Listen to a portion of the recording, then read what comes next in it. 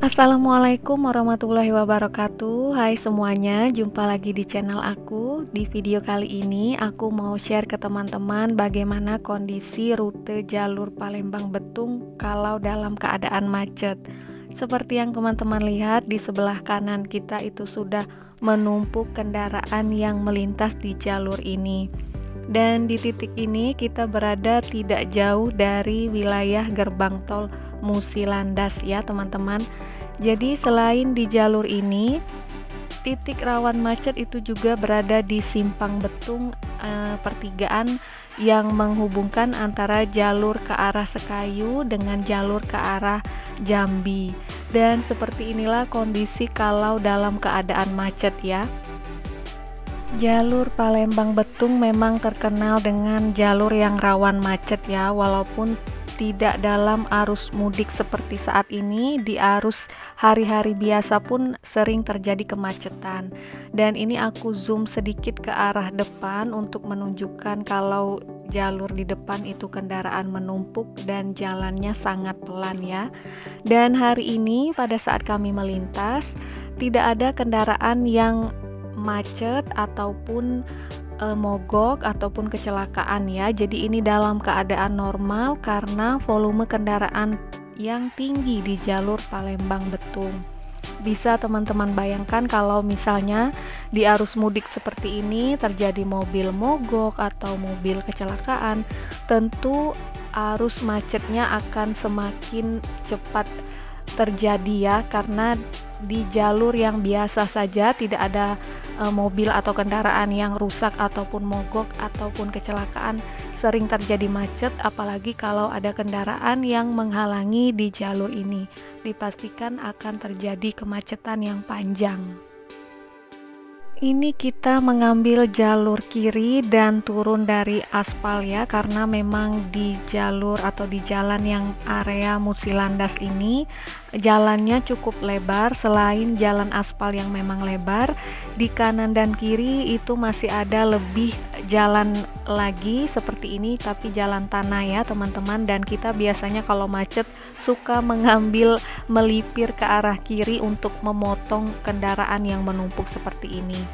Dan bisa teman-teman lihat, kendaraan yang menumpuk tidak hanya kendaraan kecil tapi juga kendaraan besar ya, seperti truk dan puso itu banyak sekali melintas di jalur ini.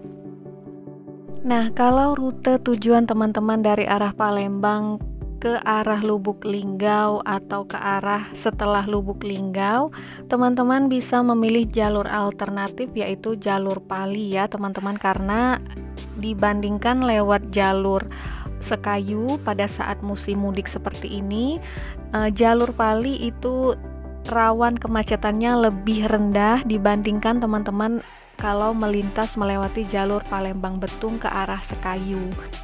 Dan buat teman-teman yang akan melakukan perjalanan ataupun melakukan perjalanan mudik lewat jalur Palembang Betung, aku sarankan di kendaraan teman-teman membawa makanan atau minuman, dan juga kalau bisa bawa BBM cadangan ya, karena di saat di perjalanan kita nggak tahu pada saat ketemu macet di titik-titik yang seperti ini, kalau nggak bawa makanan atau nggak bawa minuman, karena biasanya macetnya itu ketemu di tempat yang di kanan dan kiri nggak ada jualan atau nggak ada warung.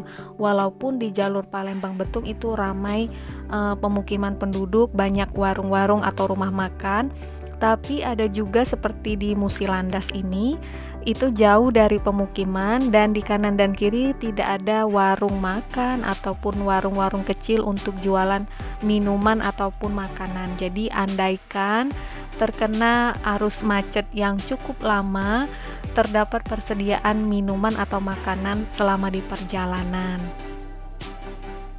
Selain bawa perbekalan makanan ataupun minuman, aku juga saranin kalau bisa jika perjalanannya mudik yang jauh, usahakan membawa BBM cadangan juga, karena pada saat ketemu macet seperti ini kita tidak bisa memprediksi berapa lama kendaraan kita akan berhenti di sana dan menghabiskan BBM-nya.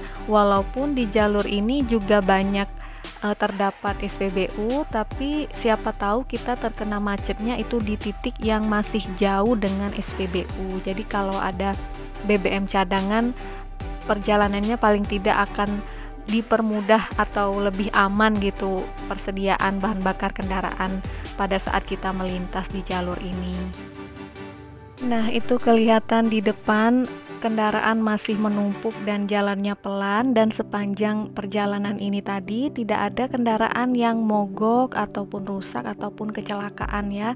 Tapi memang ini macet karena volume kendaraan yang tinggi, apalagi mendekati arus mudik seperti ini, dipastikan volume kendaraan akan bertambah di jalur Palembang Betung. Dan ini kita balik lagi ke jalur aspal karena di sebelah kiri kita jalan tanahnya itu sudah habis atau sudah sempit, jadi kita balik ke jalur aspal.